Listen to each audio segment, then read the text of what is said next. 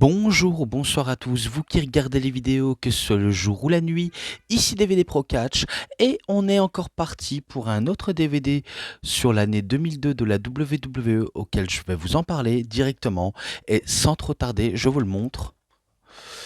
Donc Insurrection 2002, oui, donc c'est de cette pochette-là auquel on va parler, et auquel, bien sûr, c'est un PPV, pay-per-view qui s'était déroulé, bien sûr, en Angleterre, et auquel il y a pas mal de choses à raconter sur ça, même une anecdote qui a à voir avec le show, ou après, ou avant le show, bref, peu importe.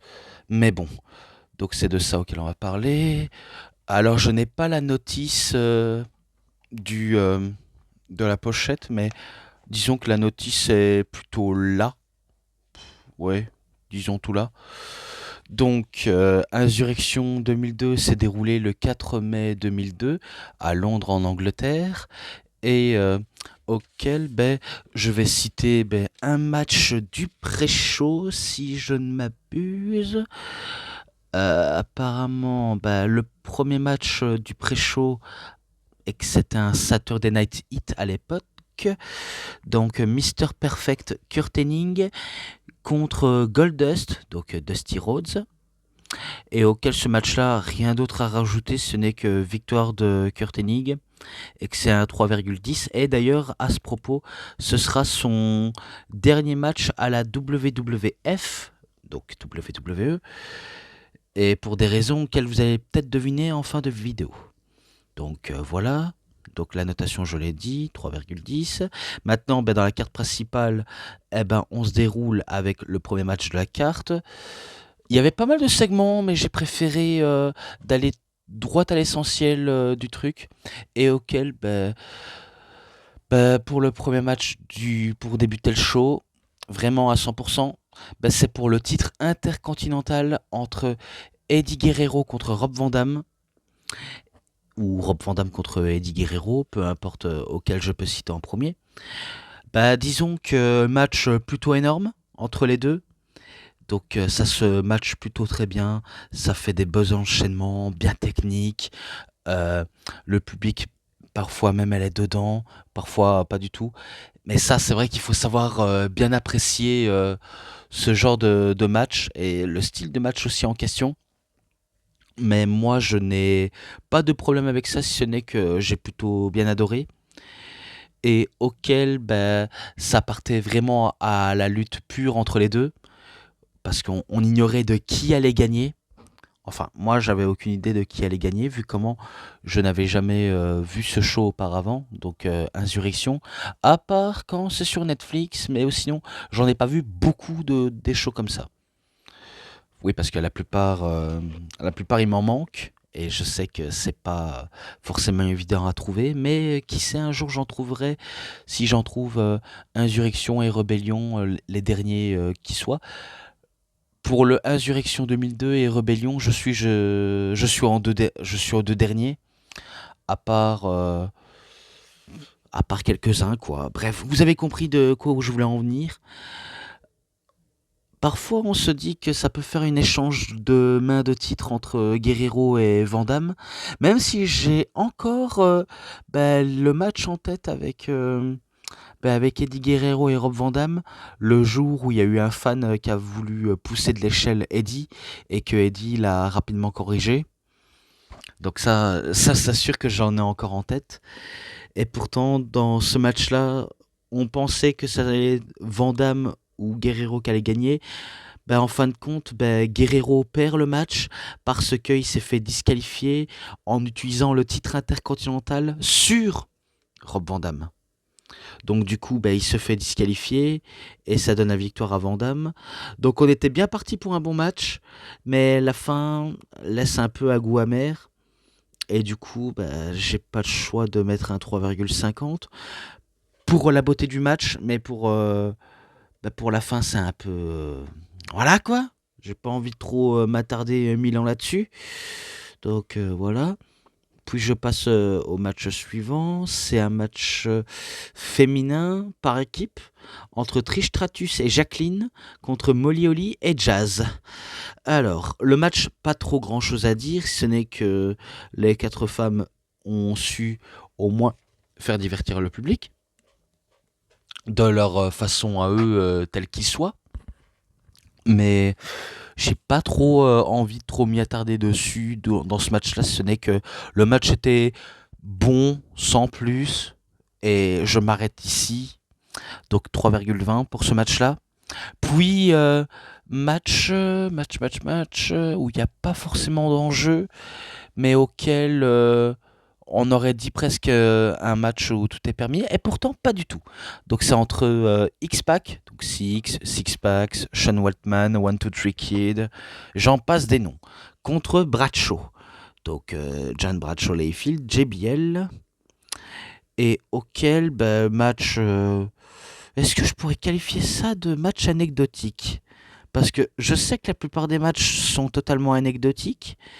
Celui-là, il est flagrant et auquel j'ai pas trop de choses à en citer.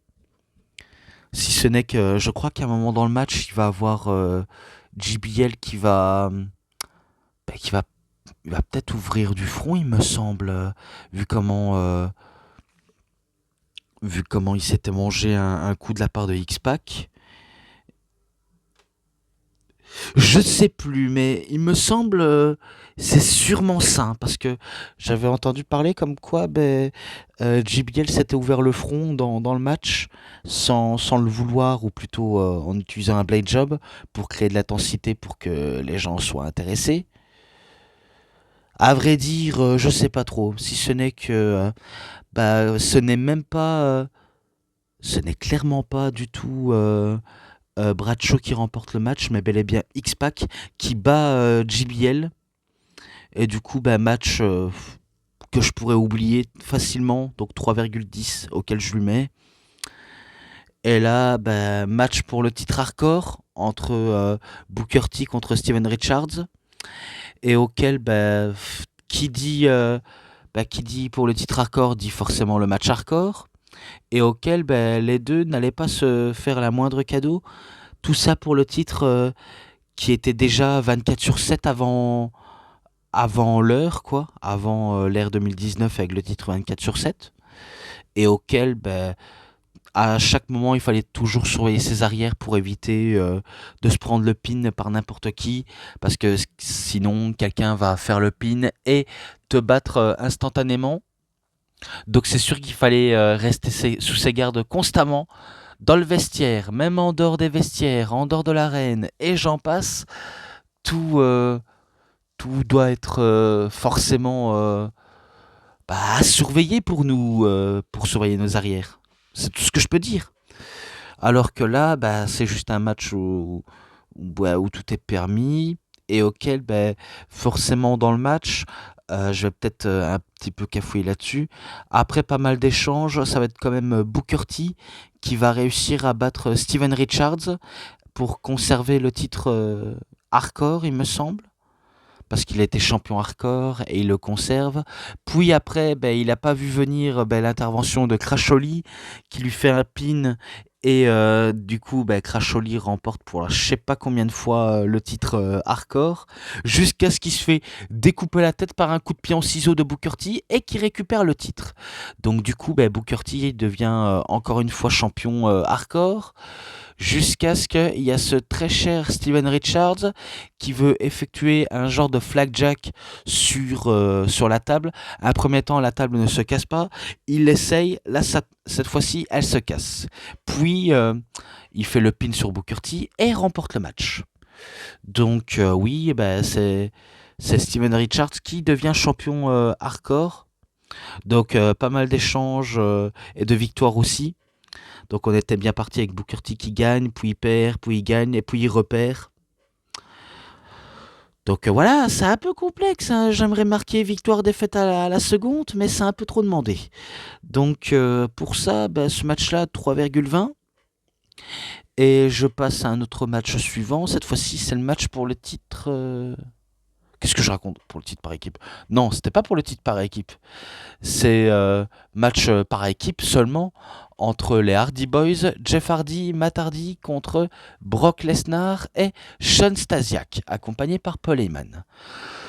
Alors, vu comment Paul Heyman a un petit plan pour Brock Lesnar de détruire et éliminer les frères Hardy, ben, croise un peu, entre autres, la route de Sean Stasiak pour s'associer avec Heyman et Lesnar pour tout simplement détruire des petits morpions que sont les Hardy.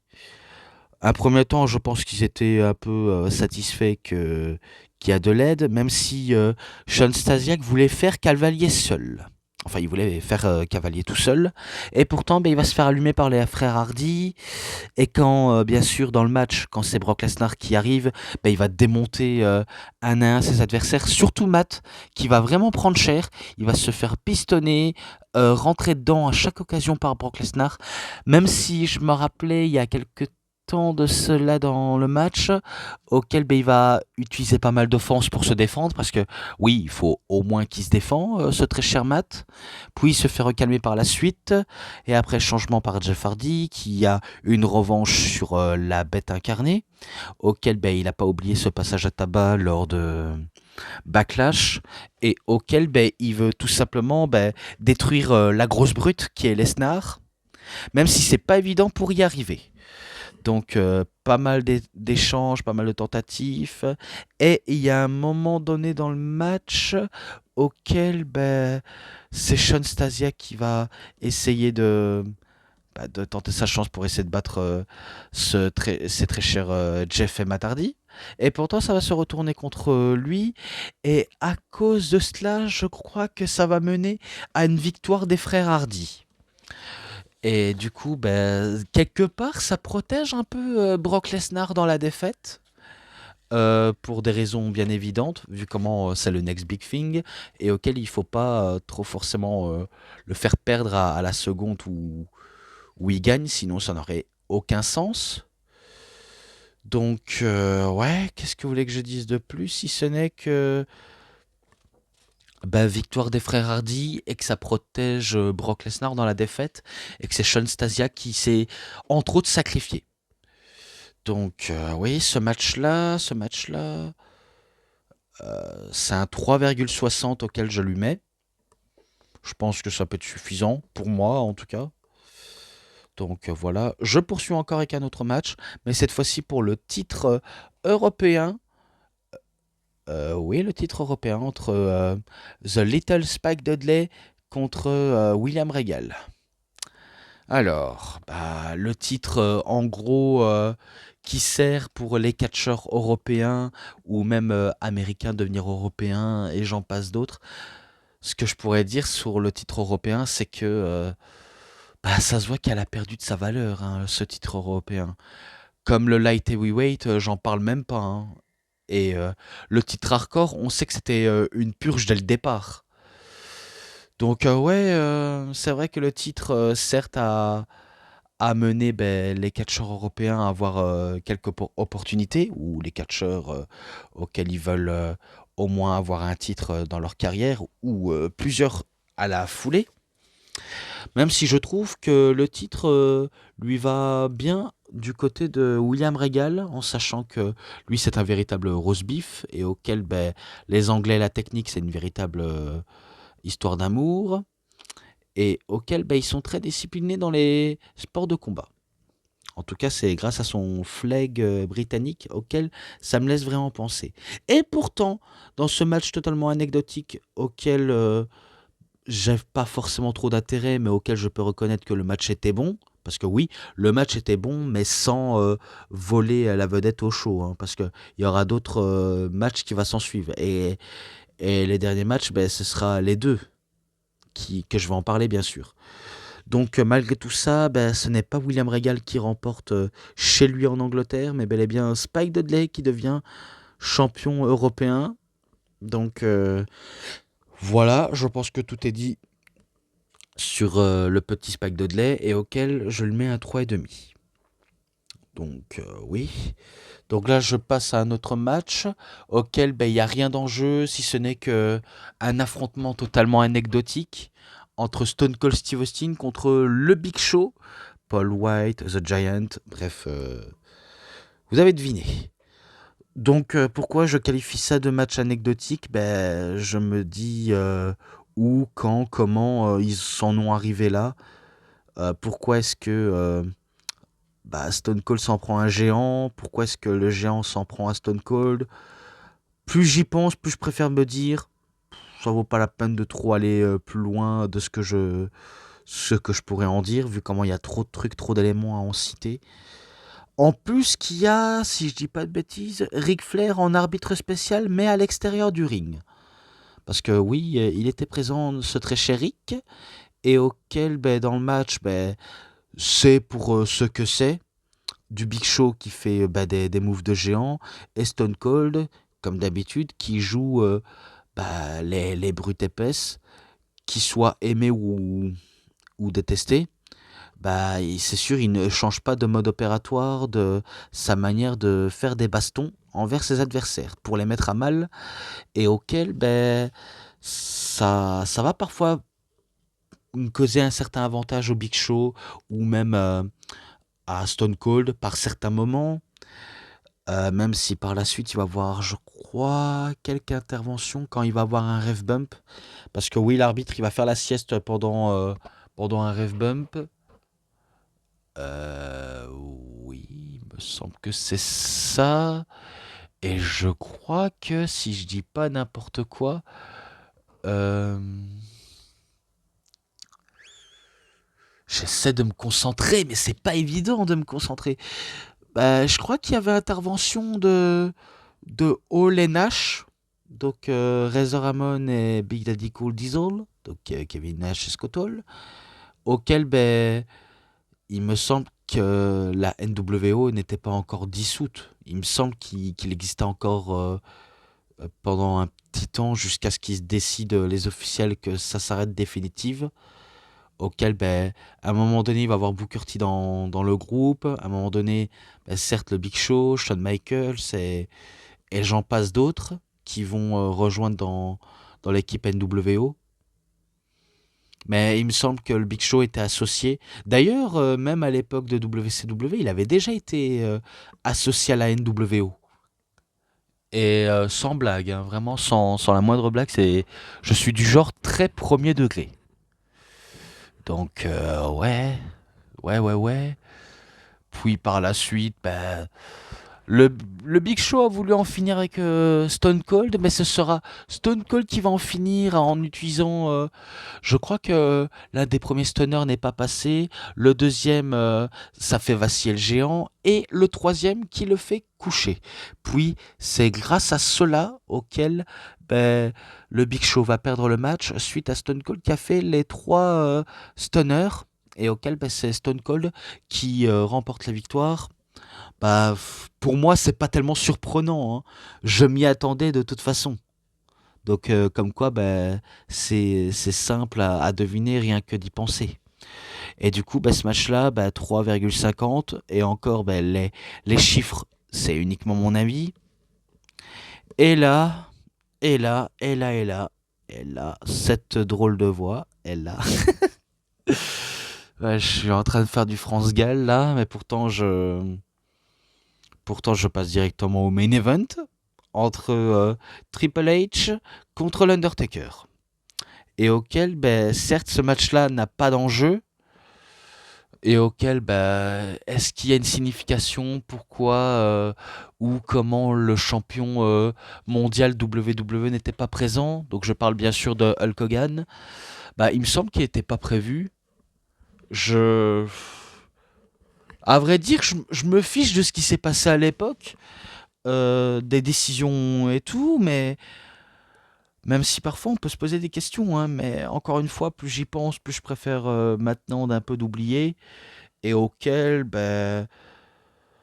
il me semble que c'est pour avoir, ben, il me semble que c'est pour avoir une opportunité au titre, même il a pas d'enjeu là-dessus.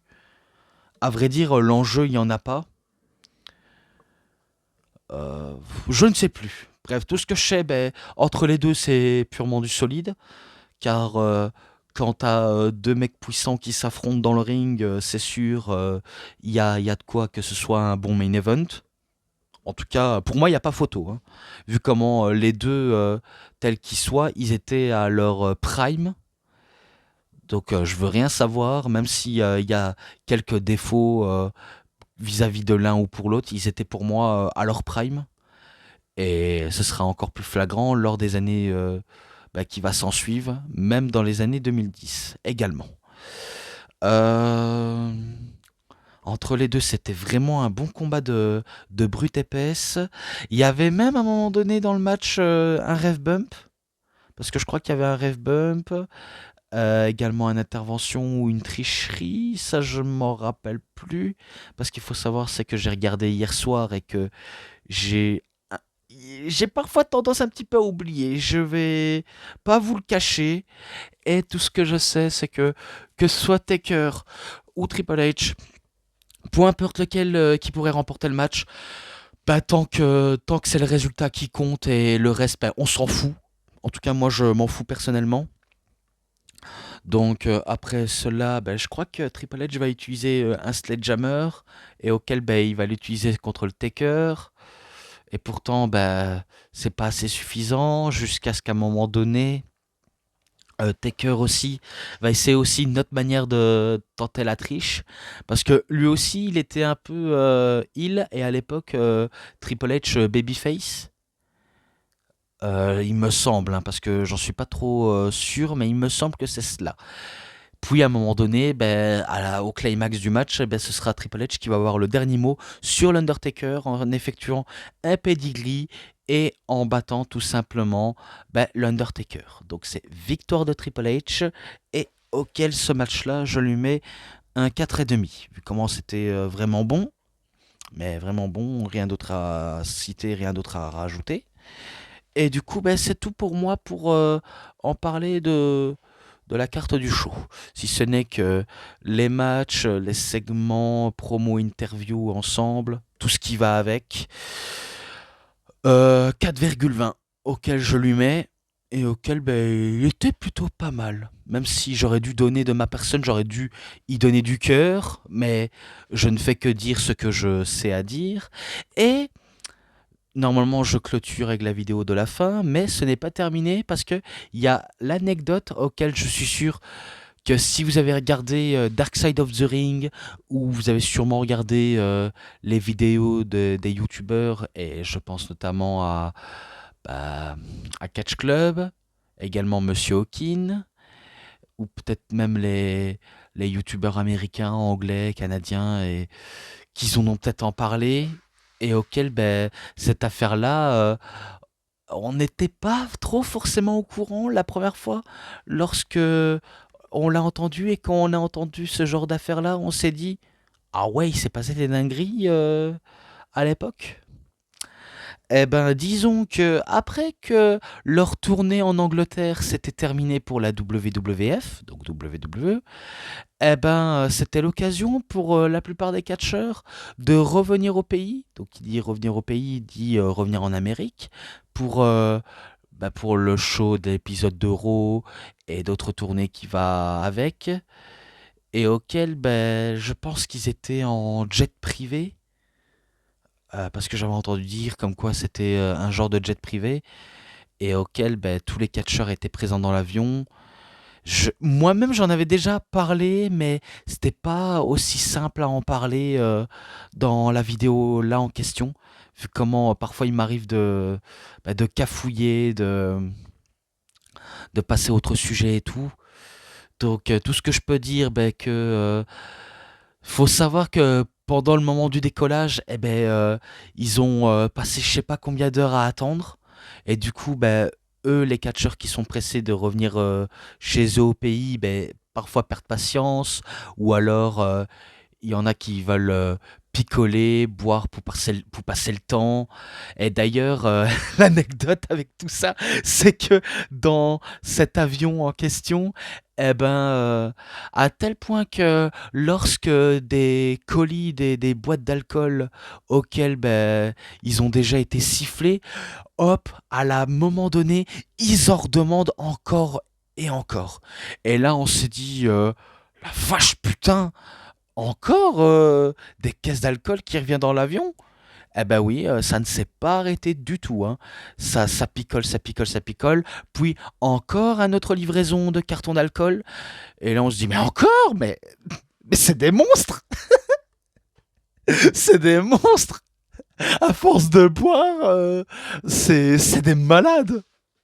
Et pourtant, ben, c'est de cela auquel ben, il va y avoir un genre de prank parmi les boissons là, parce que je crois qu'il y a toujours un parmi le lot de catcheurs auquel ben, il peut arriver qu'on peut boire dans un verre piégé et on peut tomber sur du truc, des substances qui est une drogue. Et je crois que l'un des spécialistes de tout ça, c'était Kurt Hennig auquel ben, il va piéger la plupart de ses collègues en mettant un truc bah, qui est une drogue dans l'alcool, et auquel ben, ceux qui vont avoir le malheur de boire ça, bah, ils vont perdre des pédales, la plupart d'entre eux. Bah, je crois que si j'ai bien compris, il y a Mister Perfect, Michael Hayes, Bradshaw, X-Pac, Brock Lesnar, Ric Flair, Scott Hall, Dusty Rhodes. euh, je crois que j'ai fait le tour de cela. Il me semble que j'ai fait le tour des personnes auxquelles j'ai dit et auxquelles ben, il va voir ben, un truc totalement lunaire, c'est que bah, lorsque la plupart s'étaient endormis et du coup, ben, certes, certes, enfin l'avion pouvait décoller, mais pendant le voyage, qu'on pourrait qualifier ça de voyage de l'enfer, oui, effectivement, c'est bel et bien de cette affaire-là auquel on parle, auquel bah, il va y avoir les premières fissures et embrouilles qui va commencer, notamment avec, bah, avec Michael Hayes qui a beaucoup trop bu et auquel bah, il voit Bradshaw qui est endormi et qui va commencer à frapper au niveau du front, là où Bradshaw s'était ouvert lors d'un match contre X-Pac, et auquel ben, il va le faire saigner abondamment jusqu'à ce que ça réveille Bradshaw et qu'il va commencer à s'embrouiller avec ben, Michael Hayes et qui va lui mettre une patate de fourrin auquel ben, ça va l'assommer directement sur le coup et lui faire un énorme seum. Donc voilà, donc le cas de Michael Hayes est vite réglé. Bradshaw, je crois qu'il s'est vite calmé par la suite. Et d'ailleurs, à cet instant-là, il me semble que X-Pac va en profiter également pour lui couper la queue de cheval de Michael Hayes, l'histoire de se venger, parce qu'apparemment, selon lui, bah, Michael Hayes n'arrêtait pas de l'enterrer pendant pendant les réunions de booking, apparemment, selon ses dires. Et du coup, pour se venger, bah, il lui a coupé la queue de cheval. Et plus tard, bah, il va retrouver sa queue de cheval bah, dans son vestiaire à Michael Hayes. Et auquel on s'est dit, ok, c'est comme si on avait laissé bah, des grands enfants dans un magasin de bonbons, dans un magasin de jouets, auquel bah, c'est eux qui ont totalement les clés. Ou encore, on pourrait encore ajouter, pour l'histoire d'exagérer, bah, c'est les fous qui dirigent l'asile, c'est les pyromanes qui dirigent bah, la caserne de pompiers. Euh, et d'autres références là-dessus. Donc ça, il y a ça aussi à rajouter là-dessus. Puis tu as Mister Perfect, suite à avoir piégé la plupart de ses collègues en les faisant boire dans un verre piégé où il a mis de la drogue dessus, eh ben, il va commencer à jouer avec de la mousse à raser sur la plupart d'entre eux. Et parmi les personnes avec qui il était, entre autres, proche, avec qui il faisait le trajet bah, pendant les matchs ou encore pendant les sessions, auquel ben, il a adoré aussi de de s'en prendre, enfin entre guillemets, mais un peu de intimider un certain Brock Lesnar, alors que Brock Lesnar, certes, c'est un jeune catcheur très prometteur et auquel, ben, tu vois son gabarit, tu te dis pourquoi tu vas aller faire chier ce gars-là? T'es, t'es con ou alors t'es juste suicidaire. Eh ben, pour Mister Perfect, vu comment il a pas peur de défier caca comme Lesnar, eh ben, il a décidé, c'est de lui mettre de la mousse à raser et de le taper sur la tête avec la mousse à raser. Donc, du coup, ça réveille la bête. Et du coup, ben, entre autres, pour passer leur temps, ils ont décidé de jouer à la lutte dans l'avion. Mais suite en jouant à la lutte dans l'avion, ben, tu crées un chaos général à tel point que ils vont même frapper la porte bah, de l'avion auquel ça a failli ouvert et heureusement ça n'a pas été ouvert la porte de l'avion. J'imagine même pas bah, qu'est-ce qui serait arrivé si bah, s'il y aurait un incident pareil. À vrai dire, c'est chaud rien que d'y penser. Ça poursuit leur petite lutte à eux deux. Et il y avait même également les hôtesses de l'air qu'elles se sont fait harceler par la plupart des catcheurs de l'époque. Et auquel ben, je vais y venir là-dessus, hein, puisque après il y a pas mal d'autres affaires qu'il y a eu, notamment avec Dusty Rhodes qui commence à chanter dans l'avion, même en disant des trucs sexistes à l'une des hôtesses de l'air. Parce que je crois que ce sera deux hôtesses de l'air auxquelles elles seront bah, visées et également harcelées sexuellement par la plupart des catcheurs, et auxquelles ben, on y viendra bien sûr. Bah, pour Dusty, bah, il commençait à chanter des louanges d'amour à son ex-compagne de l'époque, qui est Terry Runnels, donc ancienne Madame Rhodes, connue sous le nom de Marlena, si vous saviez de qui je parle. Et d'ailleurs, il y a une anecdote avec Terry Runnels, c'est que dans les vestiaires auxquels ben, Brock Lesnar il sortait de la douche, apparemment ce dernier euh, aurait retiré sa serviette en lui montrant son pénis à Terry Runnels. Et du coup, ben, par la suite, ben, Terry va nous décrypter comme quoi ben, Lesnar lui avait montré son sexe, enfin, il a montré son pénis, quoi, et auquel ben, il était, entre guillemets, petit et violet. Oh, ah bon? Petit et violet? What the fuck? Quand on apprend ce genre de truc, on se dit, un grand gaillard comme ça, avoir une petite tub,